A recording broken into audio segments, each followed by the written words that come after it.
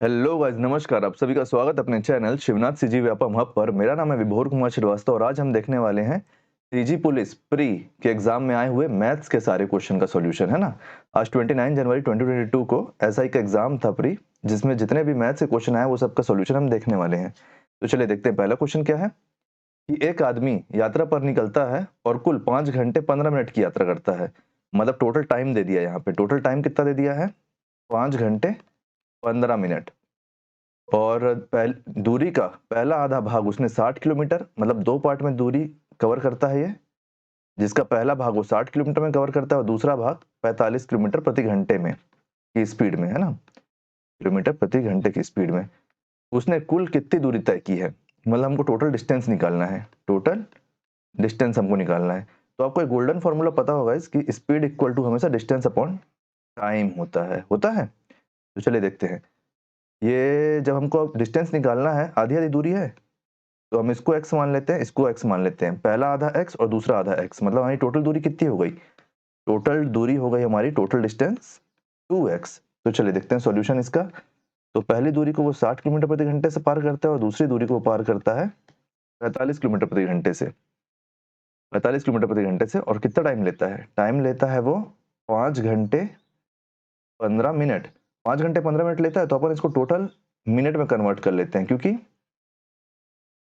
फिर बाद में आगे जाके कैलकुलेशन का प्रॉब्लम होगा। तो जब हम इसको कन्वर्ट करेंगे तो ये कितना हो जाएगा, ये इसको काटेगा तो ये 1/4, तो 4 × 5 20, 20 + 1 21, 21/4 हो गया। ये 21/4 हुआ, तो मतलब हमको सॉल्यूशन इसका निकालना है, x/45 = 21/4।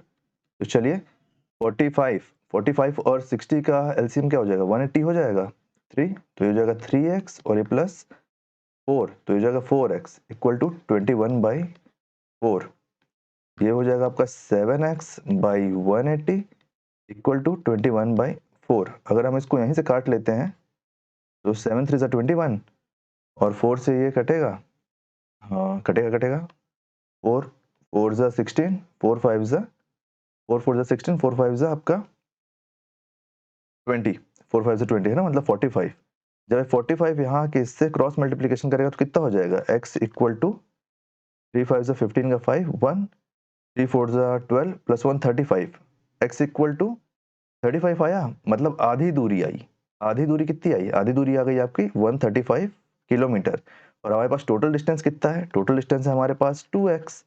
तो इस x को हम जब 2 से इंटू करेंगे 135 से, तो आपका टोटल कितना हो जाएगा, 270 किलोमीटर। तो मतलब आपका सही आंसर क्या हो जाएगा जिसका, option number b, 270 kilometre, 270 kilometre. उम्मीद करता हूँ ये क्वेश्चन आपको समझ में आया होगा। अगर कहीं पे भी डाउट होगा तो आप उसमें बता दीजिएगा कमेंट सेक्शन में। चलिए नेक्स्ट क्वेश्चन देखते हैं। नेक्स्ट क्वेश्चन है आपका, कितने वर्ष में कोई धनराशि 25% प्रति वर्ष साधारण ब्याज की दर पर तिगुनी हो जाएगी, 3 गुना हो जाएगा मतलब, है ना। तो आप मान लो कि अभी वह धनराशि कितनी है, आप मान लो कि अभी है वह है, अभी प्रिंसिपल मान लो, प्रिंसिपल को आप पी ही मान लो, अभी प्रिंसिपल आपका पी है, ठीक है। और जब यह 3 गुना हो जाएगा, मतलब वो अमाउंट की बात कर रहा है, अमाउंट कितना हो जाने बोल रहा है वो, 3p, 3p हो जाएगा ना। प्रिंसिपल हमारा p है, जब वो 3 गुना हो जाएगा 3p हो जाएगा। तो आप एक बात बताओ, प्रिंसिपल और अमाउंट इन दोनों में आपका एसआई इंक्लूडेड है, जो सिंपल इंटरेस्ट है। तो कितना सिंपल इंटरेस्ट है, सिंपल इंटरेस्ट आपका 2p है, क्योंकि 3p अमाउंट से जब आप प्रिंसिपल माइनस करोगे तभी तो आपका एसआई आएगा, है ना, अमाउंट माइनस प्रिंसिपल। तो आपका 2p आ गया एसआई, तो बस इसको आप पुट कर दीजिए वैल्यू में, SI into P into R into T upon 100। आपके पास एसआई कितना दिया हुआ है, एसआई 2p दिया हुआ है, प्रिंसिपल p, रेट कितना है 25% और टाइम हमको निकालना है, अपॉन 100। तो देखो ये p से ये p कैंसल, 25 से 4 करेंगे पर कैंसल, तो जब 4 × 2 होगा यहाँ पे तो ये हो जाएगा 8, तो 8 ईयर्स आपका टाइम हो जाएगा, मतलब 8 ईयर आपका सही आंसर है। Option number D, option number D 8 year आपका सही आंसर हो जाएगा। अगर कहीं पे भी डाउट होगा गाइस तो कमेंट सेक्शन में आप बताना, मैं आपको समझा दूंगा कमेंट में ही बराबर। चलिए नेक्स्ट क्वेश्चन देखते हैं कि ए बी का मासिक आय का अनुपात 4:3 है, मतलब मासिक आय है ना, इनकम, इनकम ये ए रख लेते हैं, यहाँ पे अपन बी रख लेते हैं। इनकम का अनुपात कितना है, 4 3 और एक्सपेंडिचर का अनुपात कितना है? तो एक्सपेंडिचर का अनुपात है 3:2 और अगर सेविंग कितनी है भाई लोग की? तो सेविंग है दोनों की 6,000 rupees each, 6,000 rupees each monthly.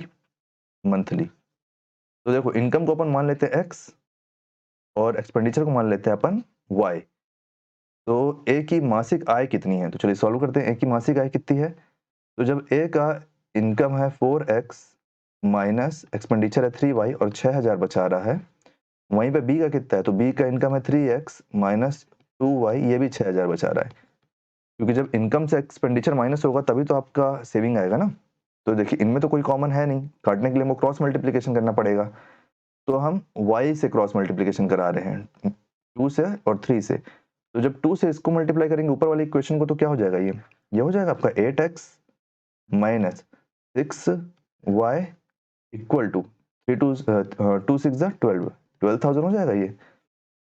ये हम कॉमन करने के लिए कर रहे हैं ना, इन दोनों क्वेश्चन को कॉमन करने के लिए। तो जब हम यहाँ पे 2 से किए तो इसको 3 से करना पड़ेगा। तो 3 3 जा 9x माइनस 3 2 जा 6y और 3 6 जा 18, ये हो गया।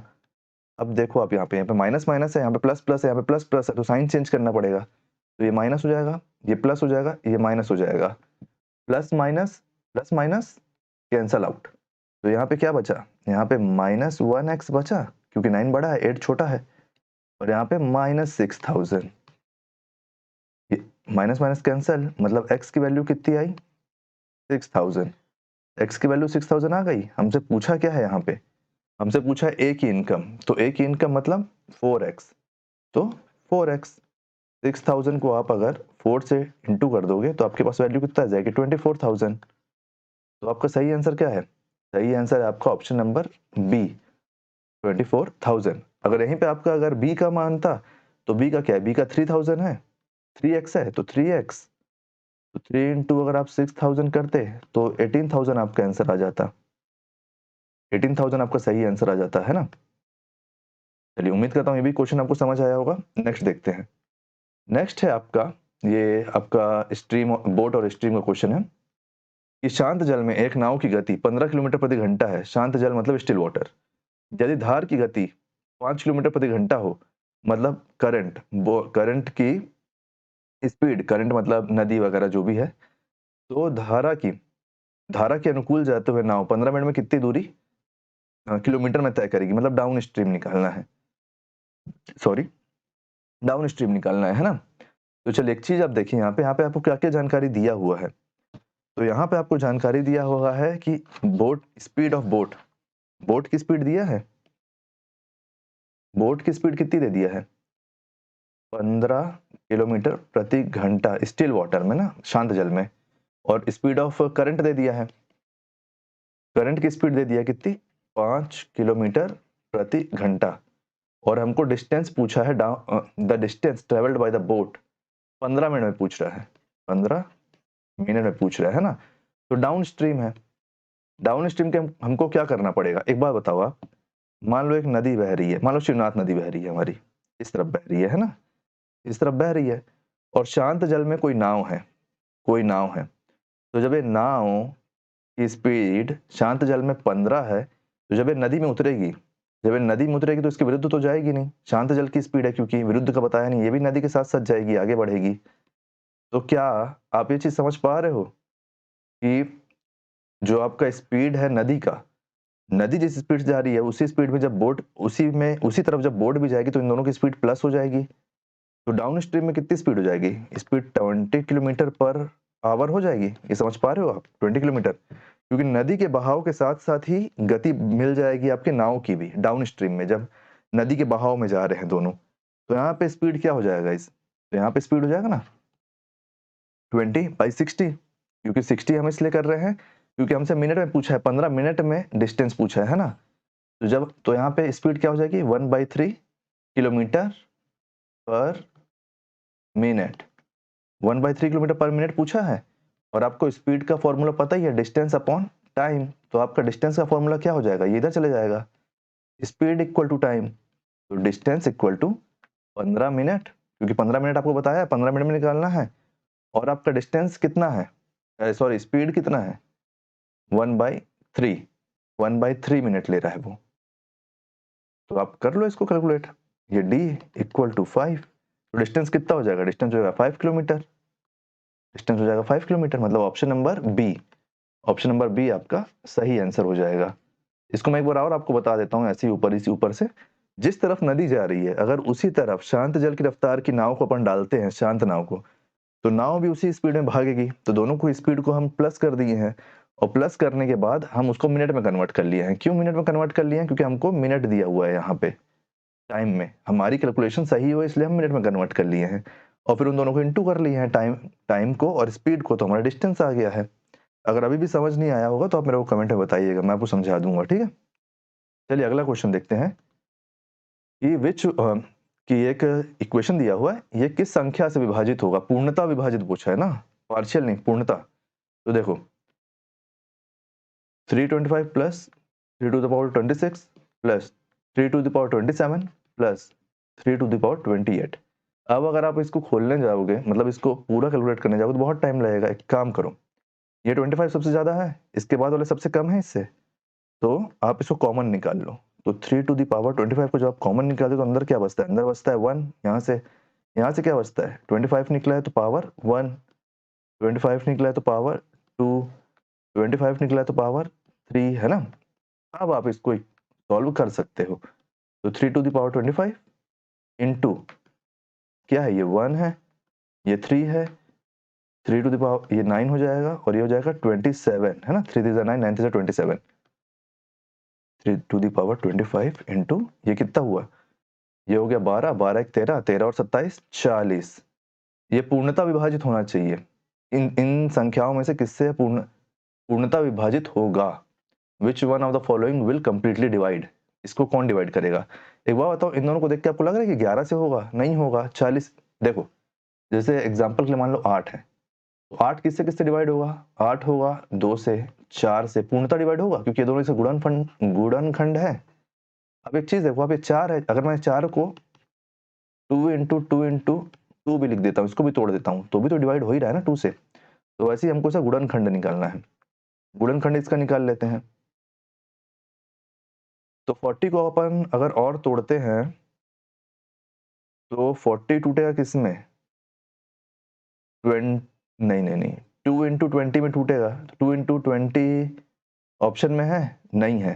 तो इसमें क्या क्या ऑप्शन में है, 11 है, 16 है, 25 है और 30 है, 11 है, 16 है, 25 है और 30 है। एक काम करो, अगर आप इसको यहाँ पे मैं ऊपर लिख रहा हूँ ना क्योंकि जी नीचे जगह कम है, इंटू 40, तो मैं इसको ये भी तो लिख सकता हूँ, क्या लिख सकता हूँ इसको मैं, 3 टू द पावर 24 इंटू एक 3 मैं इससे बाहर निकाल लिया हूँ, इंटू 40, इंटू 40, है ना। अगर मैं इसको ये लिख लेता हूँ और मैं ये वाले 40 को मैं तोड़ लेता हूँ इसको 4 इंटू 10 में, 4 इंटू 10 में तोड़ लेता हूँ, तो ये 3 इंटू 24 इंटू 3 इंटू 4 इंटू 10, देखो 3 इंटू ये कितना हो रहा है, 120 हो रहा है, ये कितना हो रहा है, ये भी 120 हो रहा है आपको समझाने के लिए। तो देखो 3 ऑप्शन में है, 3 भी ऑप्शन में नहीं है और 10 भी ऑप्शन में नहीं है, लेकिन 30 ऑप्शन में है। देखो आप यहाँ देख पा रहे हो 30 ऑप्शन में है, तो क्या हम 30 बना पा रहे हैं, बना लेंगे, बिल्कुल बना लेंगे अगर हम इन दोनों को इंटू कर देंगे तो। 3 इंटू 24 इंटू 30 इंटू 4, तो 30 हमारा ऑप्शन में है, तो ऑप्शन नंबर डी हमारा सही आंसर हो जाएगा। क्या हो जाएगा, ऑप्शन नंबर डी, 30 हमारा सही आंसर हो जाएगा इसका। उम्मीद करता हूँ आपको ये समझ में आया होगा क्वेश्चन। हम 30 क्यों लिए हैं, क्योंकि यहाँ तक हम सॉल्व कर लिए थे, इसके बाद हमको तोड़ के निकालना है कि किससे डिवाइड होगा, तो फिर हमको ऐसे करना पड़ेगा। चलिए नेक्स्ट देखते हैं।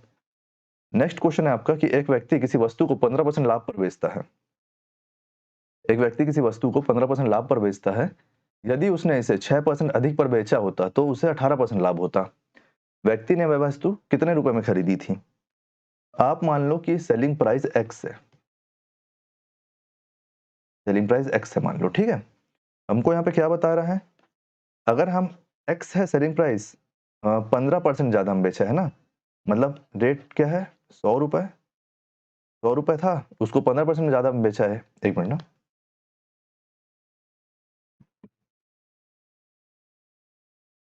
एक चीज देखो, x है, इसको 15% ज्यादा में बेचा है, मतलब 115% में, है ना।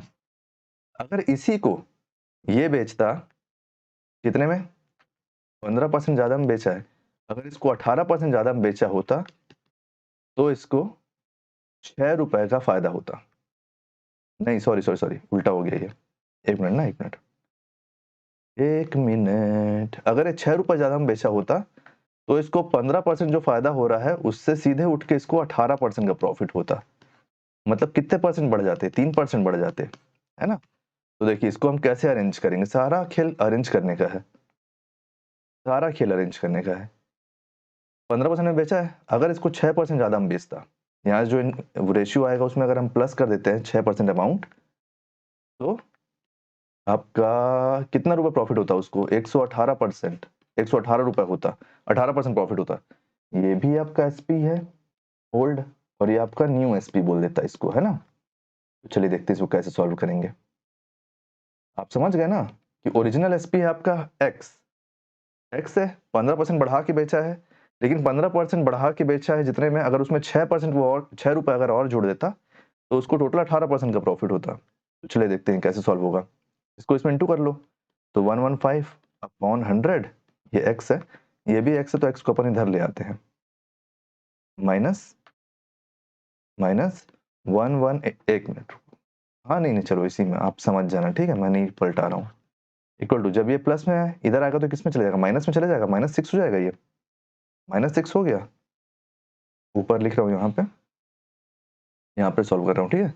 -6 हो गया, जब हम इसको सॉल्व करते हैं तो ये हो गया 100, और ये 115x है, जब नीचे कॉमन ही है तो फिर उसमें एलसीएम एलसीएम का नाटक ही नहीं है। x इक्वल टू -6, तो ऊपर क्या हो जाएगा, ऊपर हो जाएगा आपका -3x/100 इक्वल टू -6। इससे इसको घटाएंगे तो -3 बचेगा ना, देखो minus minus cancel, minus minus cancel, ये 3 से 6 से कैंसिल तो 2 आएगा यहाँ पे, और जब ये ऊपर जाए क्रॉस मल्टीप्लिकेशन हो जाएगा तो ये हो जाएगा 200। 200 तो हमारा आंसर क्या हो गया, आंसर हमारा हो गया 200। क्या ऑप्शन में है, तो option number c, option number c हमारा सही आंसर हो जाएगा। देखो कोई, एक बार मैं और बता देता हूँ इसको, कोई सामान है जिसको 15% ज्यादा में बेचा गया है, लेकिन अगर उस 15% में 6 रुपए अगर और जोड़ देते तो वो 18% का प्रॉफिट मिल जाता। तो इसको हम ऐसे अरेंज कर लिए हैं कि हमने एक एसपी माने हैं एक्स सेलिंग प्राइस, उस सेलिंग प्राइस में, सेलिंग प्राइस नहीं सॉरी कॉस्ट प्राइस, एक कॉस्ट प्राइस था एक्स, उस कॉस्ट प्राइस में जब हम 15% बढ़ाए हैं उसमें हम 6 रुपए और जोड़ दिए हैं, जिससे हमारा एक 18% वाला वैल्यू आ गया है, और उसी को सॉल्व कर लिए हैं। चलिए नेक्स्ट क्वेश्चन देखते हैं। उम्मीद करता हूँ आपको सारे क्वेश्चन समझ में आ रहे होंगे। नेक्स्ट क्वेश्चन है आपका कि चीनी की कीमत, चीनी की कीमत में 20% की वृद्धि की गई है, चीनी की खपत में कितने प्रतिशत की कटौती की जानी चाहिए जिससे चीनी पर व्यय में कोई अतिरिक्त वृद्धि ना हो। मतलब आप मान लो कि आप ए रुपए खर्चा कर रहे थे पहले किसी चीज में, उसकी कीमत में 20% बढ़ गया है, उसी कीमत में 20% बढ़ गया, मतलब ए रुपए तो है ही, प्लस 20% बढ़ गया है। आप ए तक का तो यूज कर ही सकते हो ना, वो जो 20% वाला है हमको उसके लिए कैलकुलेट करना है। तो चलिए देखते हैं इसका। तो आप एक चीज देखो कि पहले हमारा खर्चा कितना हो रहा था, मान लो आप 100 रुपए खर्चा हो रहा था, 100 रुपए खर्चा हो रहा था, 20 रुपए बढ़ गया इसमें, 20% बढ़ गया इसमें, तो अब हमारा कितना खर्चा हो रहा है, 120 रुपए खर्चा हो रहा है। लेकिन हम जो 100 रुपए खर्चा कर रहे थे वो तो हम कर ही सकते हैं, हमको जो कटौती करना है हमको 20 रुपए के लिए करना है, जो बढ़ा हुआ 20 रुपए है ना, इसके लिए हमको कोई वो नहीं होना चाहिए, एक्स्ट्रा खर्चा नहीं आना चाहिए। तो 20 रुपए है हमारा नया नाटक, और जो नया हमारा प्राइस हो गया वो कितना हो गया, वो 120 हो गया है, तो इसी का परसेंटेज हम निकाल लेंगे। देखो ये 6 हो जाएगा और ये 100/6 हो जाएगा, और इसको आप काटोगे तो ये हो जाएगा आपके पास 16.67, जो होता है हमारा 16/2/3 परसेंटेज। मतलब option number c, b, option number b हमारा सही आंसर हो जाएगा 16/2/3। ये क्वेश्चन आपको समझ में आ ही गया होगा कि पहले हमारा 100 रुपए खर्चा हो रहा था, अब हमारा 120 रुपए खर्चा हो रहा है, तो जो हमारा बढ़ा हुआ 20 रुपए है इस, ये हमको खर्चा नहीं करना है, तो हमको कितना खपत में कमी करना पड़ेगा। तो जो नया परसेंट, जो नई वैल्यू है 120, उसके रेशियो के हिसाब से हम निकाल लेंगे इसको, और हमारा परसेंटेज आ जाएगा। चलिए देखते हैं नेक्स्ट क्वेश्चन। किसी भी क्वेश्चन में अगर आपको डाउट हो आप आराम से एकदम पूछना मेरे से कमेंट में, मैं आपको उसका सॉल्यूशन वहीं पे लिख के ही समझा दूंगा या फिर एक डेडिकेटेड शॉर्ट बना दूंगा उसका, ठीक है। चलिए यहाँ पे 4 वैल्यू दी हुई है, 2/3, 5/7, 3/5 और 7/9 और आपका 11/3। अब एक चीज देखो, ये सारे फ्रैक्शन पॉइंट में जाएंगे क्योंकि डिनोमिनेटर बड़ा है न्यूमरेटर छोटा है, और डिफरेंस भी हम नहीं निकाल सकते क्योंकि डिफरेंस इसका 1 है, इसका 2 है, इसका 2 है, इसका 2 है। अगर अलग अलग डिफरेंस होते तो एक बार हम सोचते कि इसको एक जैसे बना लेते हैं। तो एक चीज, कोई ट्रिक वगैरह मत ढूंढो इसमें क्योंकि ये आसपास के नंबर है। 2/3 है, अगर आप 2/3 है पॉइंट लगाते हो तो ये सीधे हो जाएगा 2 0 हो जाएगा, ये हो जाएगा 3, है ना। एक मिनट ना, अगर आप इधर पॉइंट लगा देते हो तो सीधे सीधे ऐसा हो जाएगा, तो आपको सॉल्व करने में आसानी होगा। 6 3, जब आप इसको काटोगे 3 6 18, फिर अगर आप 0 लगाओगे फिर वहां पे क्या हो जाएगा, 0 हो जाएगा, फिर 20 बचेगा ना, तो ये भी हो जाएगा 6। आप कैलकुलेट करोगे तो ये 6 जाते रहेगा, तो आपको एक 7 लगाना पड़ेगा यहाँ पे बढ़ाने के लिए। सेकंड क्या है, सेकंड आपका 3/5 है। 3/5 में जब आप काटोगे पॉइंट लगाते हो तो ये किस में कन्वर्ट हो जाएगा, 30 में कन्वर्ट हो जाएगा। ये जब 30 में कन्वर्ट हो जाएगा तो 5 6 30, 5 6 30, आप इसको याद रखना क्योंकि इसके आगे नहीं जा रहा है, क्योंकि यहीं पे खत्म हो गया है, तो मेरे को लग रहा है यही आंसर होगा। नेक्स्ट देखते हैं, नेक्स्ट क्या है, 7/9। जब आप यहाँ पॉइंट लगाओगे तो ये 70 हो जाएगा, 70 हो गया। ये जब 70 हो जाएगा तो 9 7 63 होता है, 9 7 63 होता है, फिर लेकिन 7 बचता है, फिर आप 0 लगाते हो, फिर ये लूप में जाएगा 7 7 7 7, जैसे 6 6 6 6 हो रहा था, तो 7 करके यहाँ पे 8 आ जाएगा एक ठो, क्योंकि वो लूप में जाएगा अनंत तक। और आखिरी क्या है, आखिरी आपका 11/13। यहाँ पे जब आप पॉइंट लगाते हो तो हो जाता है 0 1 1 0। जब 1 1 0 होता है तो 13 8 4, 0.84 आ जाएगा यहाँ पे जब आप कैलकुलेट करोगे तो देखो ये जा रहा है अनंत तक, ये भी जाएगा, ये अनंत तक नहीं जाएगा लेकिन ये तो जाएगा ही क्योंकि सेम डिजिट है, ये सेम डिजिट है तो ये भी अनंत तक जा रहा है।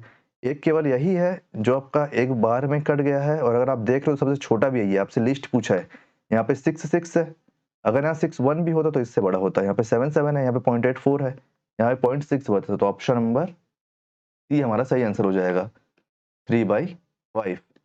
3/5 हमारा सही आंसर है। चलिए नेक्स्ट क्वेश्चन देखते हैं। ये एक अच्छा क्वेश्चन है गाइस, ये क्वेश्चन पक्का घुमाया होगा, सबको घुमाया होगा ये क्वेश्चन, कि टू सिमिलर ट्राइंगल, दो समरूपी त्रिभुज के क्षेत्रफल का अनुपात 4/9 है। तो एक आप ट्राइंगल मान लो ए बी सी, एक ट्राइंगल मान लो आप पी क्यू आर, यही दो ज्यादा चलते हैं ना। इन दोनों के एरिया का रेशियो कितना दे दिया, एरिया का रेशियो दे दिया आपका 4:3, है ना, ए सॉरी 4:9। ये हो गया आपका ए, ये हो गया आपका बी, ये हो गया आपका सी, ये हो गया आपका पी, ये हो गया आपका क्यू, ये हो गया आपका आर। संगत भुजा बोल रहा है, संगत भुजा मतलब जब अपन इस भुजा को लेंगे तो ये भुजा, एक ही साइड की भुजा, ठीक है, ये भुजा तो ये भुजा, ये भुजा तो ये भुजा, मतलब सेम साइड।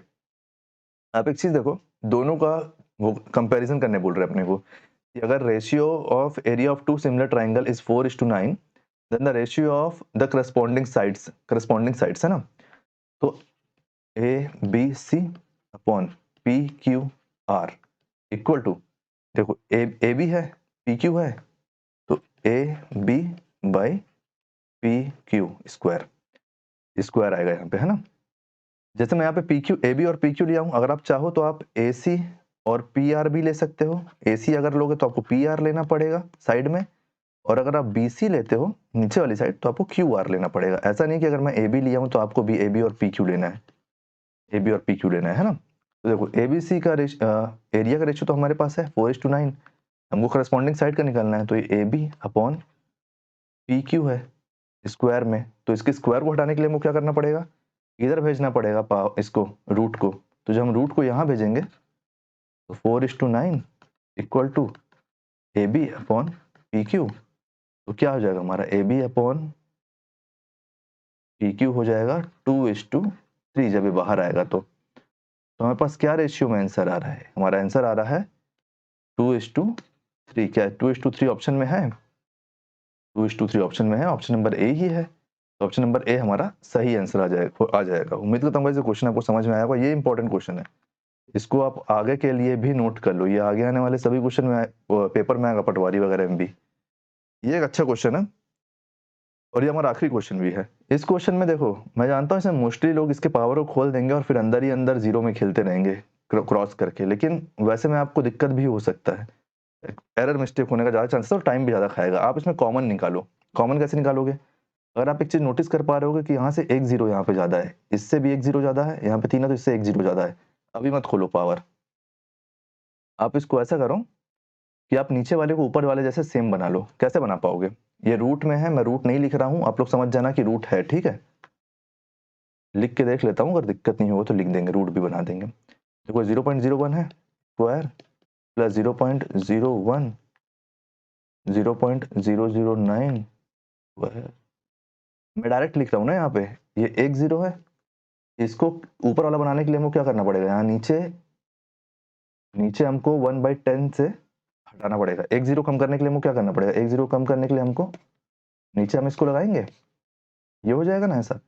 प्लस ऊपर दो है, इसको दो करने के लिए भी हमको वही करना पड़ेगा, 0.01 पॉइंट एक जीरो से हम डिवाइड कर देंगे इसको। ऊपर 3 है, नीचे 4 है, इसको भी एक जीरो से हम कम कर देंगे, 9 स्क्वायर। यहाँ पे इसको आपका रूट लगा देता हूँ। आप एक चीज देखो, यहाँ 10 है, यहाँ 10 है, यहाँ 10 है, तीनों में 10 है। 10 को मैं कॉमन ले सकता हूँ पावर में, तो मैं 10 को कॉमन ले रहा हूँ पावर में। तो ऊपर क्या बचेगा? यहाँ मैं रूट नहीं लगा रहा हूँ ना, आप समझ जाना, रूट लगाने की जगह ज्यादा आ जाएगा। प्लस 0.01 प्लस 0.009 स्क्वायर में है, ये भी स्क्वायर में है। जब मैं 1/10 स्क्वायर में कॉमन ले लेता हूँ तो अंदर क्या बचता है? अंदर बचता है 0.1, बड़े रूट में ले लेता हूँ, बड़े ब्रैकेट में ले लेता हूँ, मिनट ना, बड़े ब्रैकेट में लिख लेता हूँ इसको ताकि समझ में आए। साथ में क्या हो जाएगा? प्लस 0.01 का स्क्वायर प्लस 0.009 और 0 स्क्वायर में रूट, पूरा रूट है ना। आप एक चीज देखो, ये और ये सेम हो गया, तो क्या हम इसको कैंसिल आउट कर सकते हैं? बिल्कुल कर सकते हैं। ये ऐसा कैंसिल हुआ तो बचा क्या अंदर? तो बचा हमारे पास ऊपर 1, नीचे 1/10 का स्क्वायर। जब आप इसको मल्टीप्लाई करोगे ऊपर, तो ये ऊपर चले जाएगा, ये 1/1 है ना, ये ऊपर चले जाएगा। ये ऊपर जाएगा तो क्या हो जाएगा? ये ऊपर जाके 10 का स्क्वायर स्क्वायर अप हो जाएगा, है ना। तो अगर आप इसको खोलोगे तो हो जाएगा 100, अगर आप इसको बाहर भेजना चाहोगे तो हो जाएगा 10। तो ऑप्शन में हमारे है 10, तो ऑप्शन में हमारे है 10, तो 10 हमारा आंसर हो जाएगा, ऑप्शन नंबर बी।